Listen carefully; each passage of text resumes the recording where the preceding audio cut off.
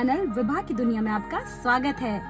आज मैं आपको कानपुर के एक बहुत ही खूबसूरत आश्रम में लेके चलती हूँ, जिसका नाम है वाल्मीकि आश्रम। यहाँ पर सीता माता ने लव कुश को जन्म दिया था और उनका पालन पोषण किया था। तो चलिए हम आपको लेके चलते हैं कानपुर के प्रसिद्ध वाल्मीकि आश्रम में। तो हम लोग रास्ते में रुके हैं, अभी यहाँ पे चाय पीने जा रहे हैं, कुछ पेट पूजा हो जाए। तो आपको दिखाते हैं यहाँ पे थोड़ा सा लोकेशन बहुत अच्छी है यहाँ की। मुझे थोड़ा सा आउटर पसंद है एक्चुअली, और रास्ते में कुछ खाना पीना तो बनता ही है। फिर चलिए आपको दिखाते हैं कि आगे कैसा जगह है, आइए।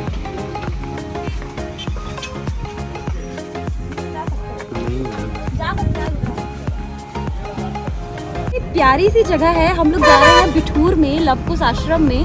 तो ये जगह है, जगह का नाम तो मुझे नहीं पता है, लेकिन फिर भी मैं आपको बताना चाहूँगी कि आप कभी भी आए यहाँ पे इस आश्रम में तो बीच में एक चाय की शॉप पड़ती है, बहुत अच्छी है। यहाँ पे आप चाय पी सकते हैं, कुछ खाना पीना चाहे तो खा भी सकते हैं।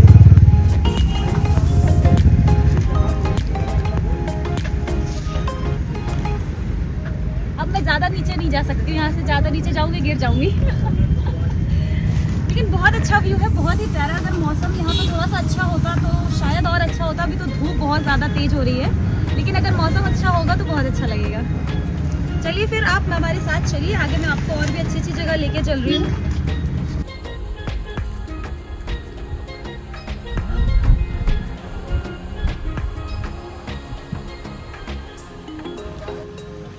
ये यहाँ के नमक पारे हैं चाय के साथ, जो कि मैंने लिए हैं, मुझे बहुत टेस्टी लग रहे हैं। सीरियसली बिल्कुल ऐसे क्रंची क्रंची से हैं, बहुत अच्छे हैं, ताजे ताजे एकदम। थोड़ी सी पेट पूजा के बाद हम फिर चल रही हैं लव कुश आश्रम की तरफ।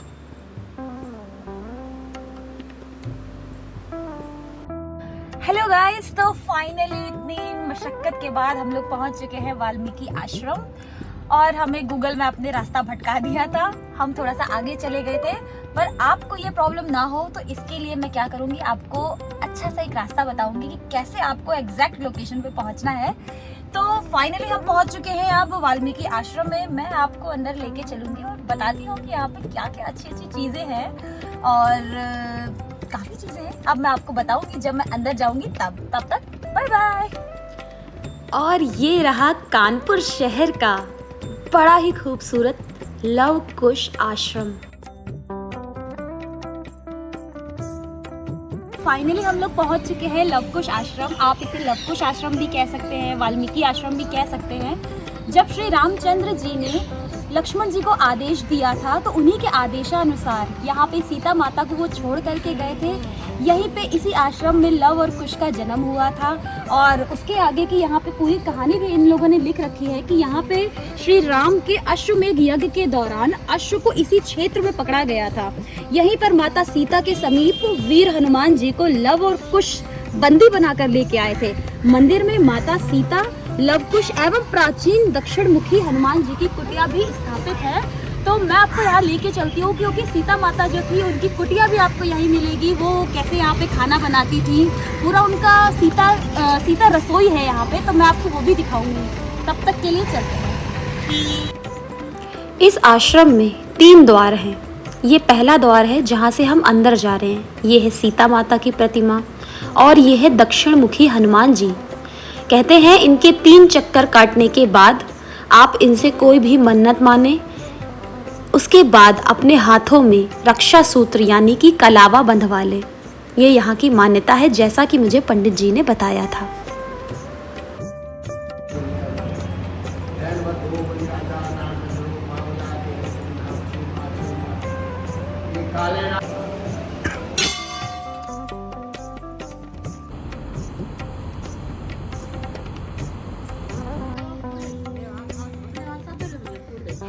इधर मंदिर जाने का रास्ता बंद है, इधर से हम लोग जाएंगे। ये सीता माता की रसोई है, तो हम आपको ये बताएंगे कि सीता माता यहाँ पे कैसे थी और कैसे उन्होंने यहाँ पे अपना जीवन बिताया, पूरा कैसे उन्होंने रसोई बनाई, यहाँ पे उनका क्या क्या चीज़ें थी। तो हम लोग अंदर चलते हैं, आपको अच्छे से दिखाते हैं।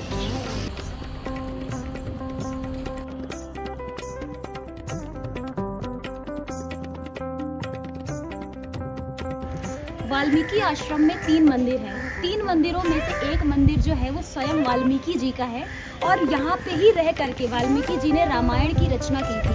वाल्मीकि जी के मंदिर के जस्ट बगल में ही भगवान विष्णु का भी मंदिर है। भगवान विष्णु के मंदिर में जब घंटा बजाया जाता है तो यहाँ जो तात्या टोपे थे उनके मतलब उनको ये लगता है कि उनको बुलाया जा रहा था। जब भी वो घंटा बजता था तो ये संकेत होता था कि उन्हें यहाँ पे बुलाया जा रहा है। ये लवकुश आश्रम का दूसरा द्वार है। यहाँ पे आपको आके बड़े ही सुकून की अनुभूति होगी, क्योंकि यहाँ का मौसम धूप होने के बावजूद बहुत अच्छा है। मेरा तो मन ही नहीं कर रहा था यहाँ से वापस आने का। काफी पुराना बना हुआ ये आश्रम है। आप छुट्टियां बिताने भी यहाँ पे आ सकते हैं। यहीं पे शिव जी का मंदिर भी बना हुआ है। आप यहाँ पर आके शिव जी की पूजा करें और जो आपकी मनोकामना है वो मांग लें।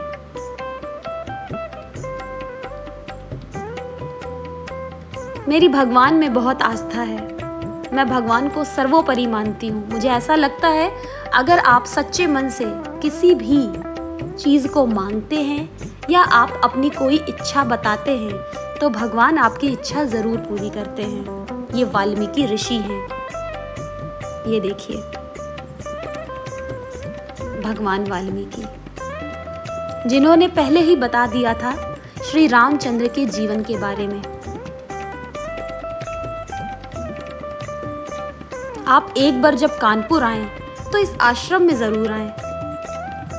आपको यहाँ पे आके बहुत बहुत अच्छा लगेगा।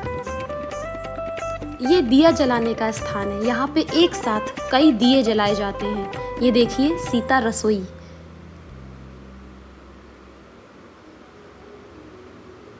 यहाँ हम अंदर सीता रसोई में आए हैं। आप देख सकते हैं कि कितना ही पुराना बना हुआ है ये। बहुत ही खूबसूरत है। मुझे वैसे भी पुरानी चीज़ें बहुत पसंद हैं।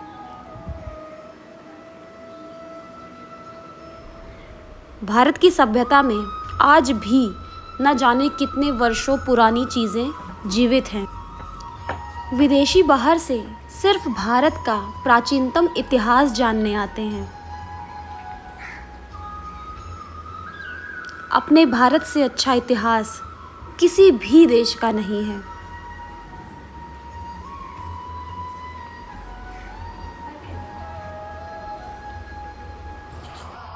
ये जो आप आश्रम देख रहे हैं ये वाल्मीकि आश्रम भी कह सकते हैं, लवकुश आश्रम भी कह सकते हैं, क्योंकि यहाँ पे सीता माता जी ने रुक करके यहाँ पे लवकुश को जन्म दिया था।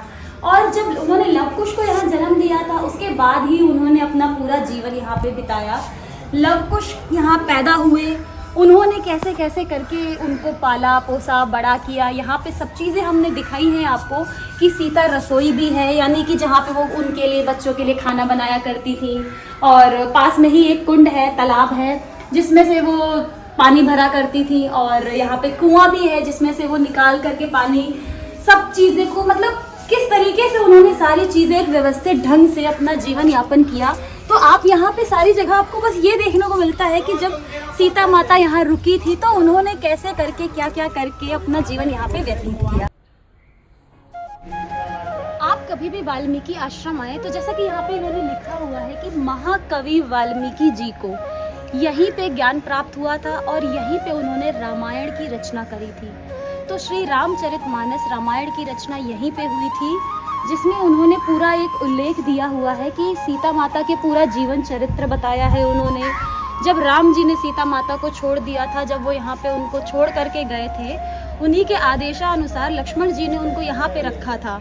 तो वो सारी चीज़ें यहाँ पे कहीं ना कहीं देखने को मिलती है। हमने आपको काफ़ी चीज़ें यहाँ पे दिखाई हैं कि जो जो चीज़ें सीता माता यहाँ पे कैसे करके रही थी वो सारे हमने आपको साक्ष्य भी दिए हैं, वो आप देख सकते हैं। और ये उनकी जो कुटिया थी वहाँ पे थोड़ा सा इस साइड है, कुटिया भी है उनकी। और ये जो आप देख रहे हैं ये यहाँ पे सीता माता बैठती थी, शाम को अपना विचरण करती थी, दूर दूर तक जाती थी। यहाँ से मतलब आप ये जान सकते हैं कि हमारे भारतीय सभ्यता में प्राचीन काल के इतिहास में सीता माता का जो भी एक रहस्य है और राम जी ने यहाँ पे कैसे जन्मे, राम जी ने यहाँ पे क्या क्या किया, वो सारी चीज़ें आपको यहाँ पे मिल जाएंगी।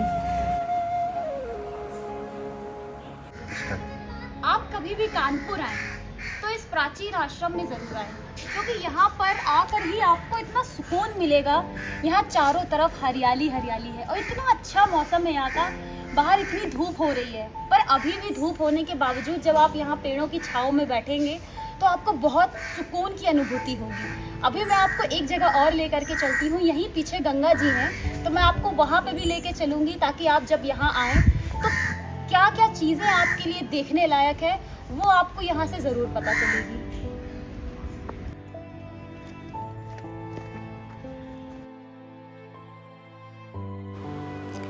ये लवकुश आश्रम का पिछला द्वार है।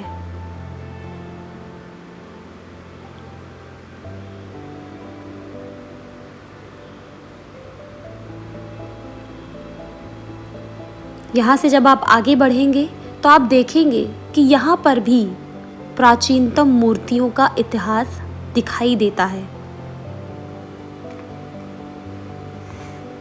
ये गंगा जी हैं। ज़्यादा बारिश होने के कारण यहाँ पे पानी भी भरा हुआ है।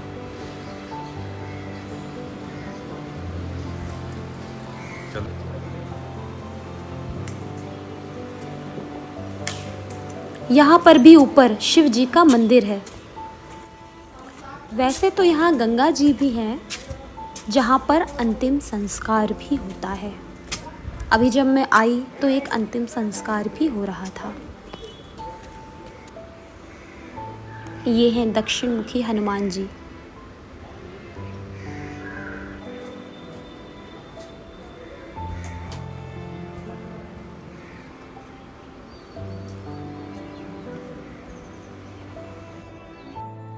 अगर आपको मेरी दी हुई जानकारी अच्छी लगी हो तो मेरे चैनल को लाइक, शेयर और सब्सक्राइब करना मत भूलिए।